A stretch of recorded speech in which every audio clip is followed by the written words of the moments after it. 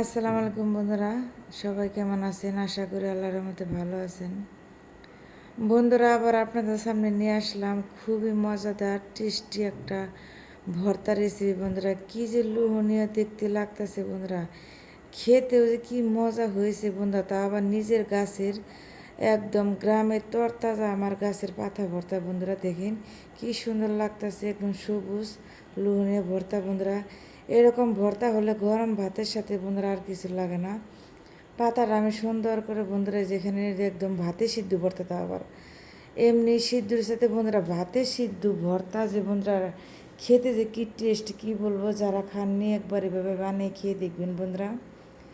একবার খেলে সারা জীবনের স্বাদ ভুলতে পারবেন না। আর বন্ধুরা আছে নদীর একদম ছোট মাছের তো চচ্চড়ি একদম করবো বন্ধুরা, গাছের মরিচ দিয়ে সুন্দর করে ভালো করে আমি এটা পাকা মরিচ নিয়েছি, গাছের মরিচ সুন্দর করে ভালো করে মরিচটা ডলে এই যে দেখেন বন্ধুরা ভাতে সিদ্ধ ভাত ভর্তা, একদম ভাত একটু একটু আছে, কিছু কিছু ভাতও আছে বন্ধুরা।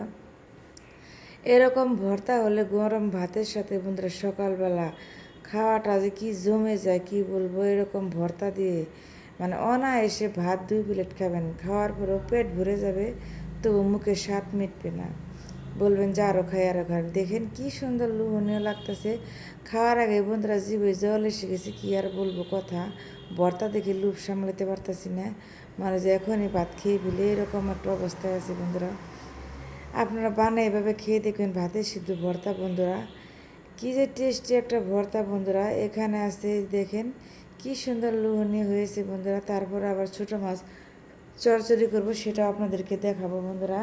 একদম গুঁড়া মাছ, নদীর পাঁচ মিশালি ছোটো মাছ চচ্চড়ি বন্ধুরা। দেখেন ভর্তাটা হয়ে গেছে, কি সুন্দর লাগতেছে বন্ধুরা, খেতেও খুবই মজা। দেখেন দেখেই তো আমার মানে বন্ধুরা মন প্রাণ জুড়ে গেছে।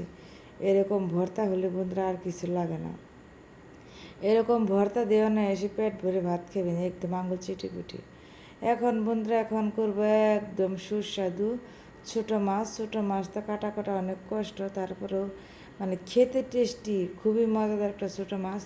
কিন্তু এখানে যে সুন্দর করে ছোটো মাছটা আমি আস্তে আস্তে আলতো হাতে ভাজা কাটা দিয়ে আস্তে আস্তে নেড়ে চেড়ে দেবো, বেশি মশলা দেবো না, শুধু কাঁচামরিচ পেঁয়াজ তেল বেশি করে দিয়ে সুন্দর করে এপুট এপুটকে নিজে দেবো, একদম ভাজা ভাজা করে গুলো বন্ধুরা। দেখেন কি সুন্দর হয়েছে, একদম ভাজা ভাজা করছে, এটা কালার হবে না বন্ধুরা। খেতে যে কি মজা বন্ধুরা, গরম ভাতের সাথে একবার হলেও ওভাবে খেয়ে দেখবেন বন্ধুরা, খুবই সুস্বাদু মজার খাবার আজকে বন্ধুরা, সেই স্বাদের একটা খাবার। যদি রেসিপিটা বন্ধুরা আমার আপনাদের কাছে ভালো লাগে, লাইক কমেন্ট করে সাবস্ক্রাইব করে আমার পাশে থাকুন, লাইক কমেন্ট করতে ভুলবেন না। আল্লাহ হাফেজ।